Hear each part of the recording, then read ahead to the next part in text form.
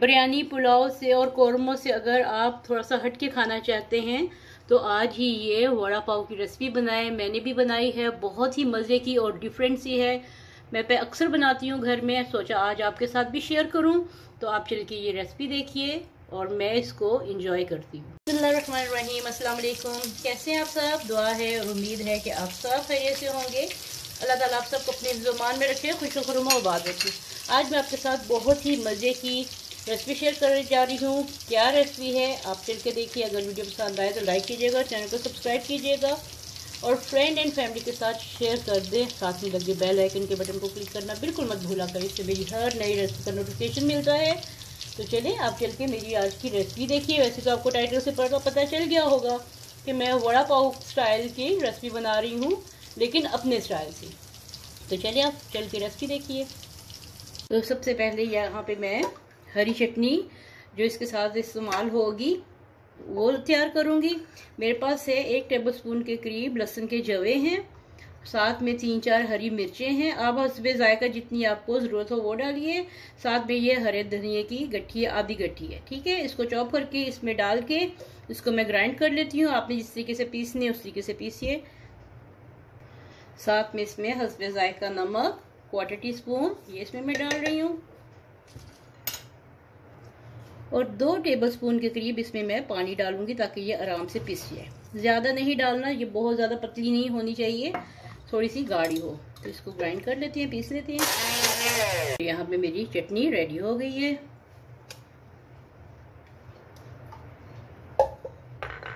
ये देखिए, ठीक है। इसको एक साइड पे। अब यहाँ पे मैंने आलू ले लिए हैं, उबले हुए आलू हैं 3 अदद। आप अपनी ज़रूरत के हिसाब से ले सकते हैं। हरा धनिया थोड़ा सा मैंने लिया है 2 टेबलस्पून के करीब, और हरी मिर्च काट के। आगे कौन से मसाले इसमें जाएंगे ये आपसे मैं शेयर करती हूँ।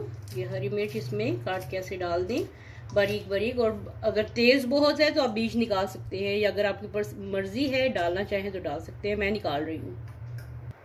तो ये बीज मैंने इसके निकाल दिए। अब इसकी कटिंग कर लेते हैं। नमक इसमें मैं डाल रही हूँ 1/2 टीस्पून या हस्बे जायका। मिर्च इसमें डाल रही हूँ मैं 1/2 टीस्पून या हस्बे जायका। ज़ीरा इसमें जाएगा हाफ टीस्पून नहीं जाएगा, 1/4 टीस्पून इसमें ज़ीरा जाएगा। और सूखा धनिया इसमें कुटा हुआ सूखा धनिया है, ये इसमें जाएगा 1 टीस्पून, या थोड़ा सा ज़्यादा कर ले, हस्बे जायका कर ले। सब कुछ मैं मिक्स कर लेती हूँ। यहाँ पे मेरी 6 आलू की टिक्की बन गई हैं। अब यहाँ पे मैंने ले लिया है बेसन। बेसन मैंने तकरीबन आधा कप के करीब लिया है। अब इसमें मैं डालूंगी थोड़ा सा ज़ीरा, 1/4 टीस्पून ज़ीरा चला गया। साथ में इसमें मैं डालूंगी नमक हस्बे जायका, 1/4 टीस्पून भर के डाल दें। साथ ही इसमें आप डाल दें सुर्ख मिर्च हस्बे जायका, 1/4 टीस्पून भर के। साथ में इसमें 1/4 टीस्पून कुटी लाल मिर्च डाल दूंगी, ये डाल दें। साथ में इसमें डालूंगी सूखा धनिया 1/2 टीस्पून भर के। अब इसको मिक्स कर लेंगे, घोल लेंगे इसको। बेसन घोलते हुए आपने एकदम से बहुत ज़्यादा पानी नहीं डालना, वरना इसकी जो गुठलियाँ होती हैं ना वो पीसने में आपको प्रॉब्लम होगी। इसलिए थोड़ा थोड़ा पानी डाल के, जैसे आटा गूंथते हैं ना वैसे वैसे करके आपने इसको घोलना है। और बेसन को प्यारा सा कलर देने के लिए इसमें जर्दा कलर डाल दें। जर्दा कलर जो होते हैं वो ऑरेंज कलर होता है, या तो आप ऑरेंज कलर डालें या येलो कलर डालें, जो भी आपको पसंद है। मैं थोड़ा सा ऑरेंज कलर डालूंगी, 1 कतरे की कलर, बस। ये देखिए, इससे कलर बहुत अच्छा सा आ जाएगा। ये देखिए बेसन का कलर कितना प्यारा हो गया। यहाँ पे ऑयल गर्म हो चुका है। अब मैं एक अच्छा, मैंने ये टिक्की स्टाइल बनाया है। आप चाहें तो इसको गोल गोल डम्पलिंग भी बना सकते हैं, ये आपकी अपनी मर्जी पे है।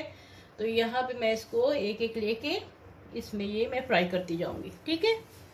और आपका ये जो बेसन है ये बहुत मोटा नहीं होना चाहिए, दरमियाना मीडियम सा पतला हो।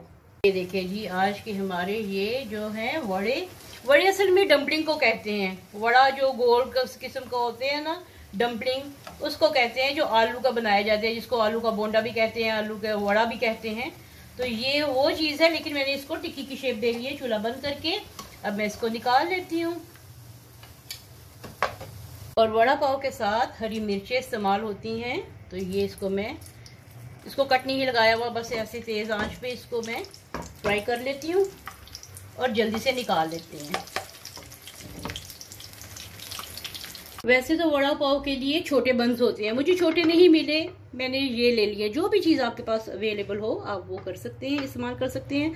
आप चाहें तो ब्रेड ले लें, आप चाहें तो इनको सेक के भी बनता है, बिना सेक के भी बनता है, बटर या घी के साथ आप इसको सेक लें।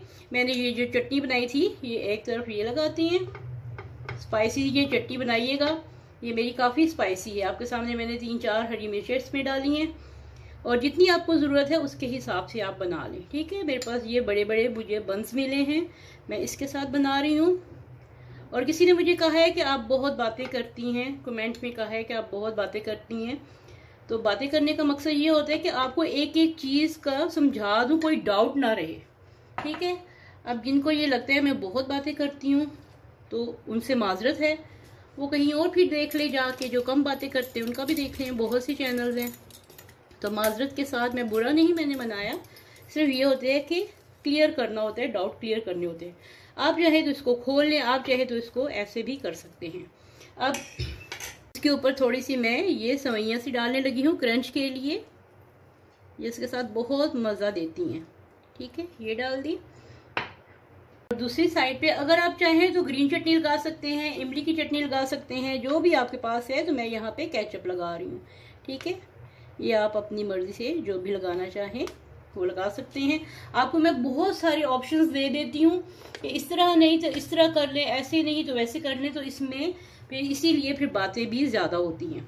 तो मैं क्योंकि ये बंस बड़े हैं तो इसलिए इसमें मैं ये 2 बना के 2-2 लगा रही हूँ, ताकि किसी तरफ से भी ये खाली ना रहे, ठीक है। और आपकी अपनी मर्जी है कि आपने इसको किस तरीके से लगाना है। ये देखिए,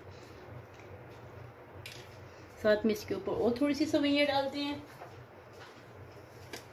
आप इसको ब्रेड में भी बनाएं, ज़रूरी नहीं है कि जो चीज़ अवेलेबल नहीं है आप वो नहीं डाल रहे।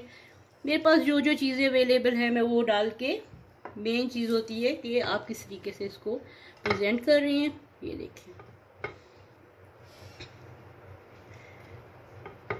बन गए ना आपके वड़ा पाव। मेन चीज़ ये है कि आलू की टिक्की को या आलू के डम्पलिंग्स को आपने बेसन में डिप किया, फ्राई किया, साथ में ये हरी मिर्चियाँ ऐसे रखते हैं, एक बाइट उसकी लें, एक बाइट हरी मिर्च की लें, खाएं, इंजॉय करें, खुद भी खाएं, घर वालों को भी खिलाएं, अपने खानों को नया जायका दें। मिलते हैं ऐसी नई मज़ेदार सी गर्मा गर्म सी रेसिपी के साथ। तब तक के लिए अपना, अपने घर वालों का बहुत ख्याल रखिएगा, अपनी दुआओं में मुझे भी याद रखिएगा। और अगर आपको वीडियो पसंद आ जाए तो लाइक कर दीजिएगा, चैनल को सब्सक्राइब कर दें। मिलते हैं ऐसी नई रेसिपी के साथ, तब तक के लिए अल्लाह हाफिज़।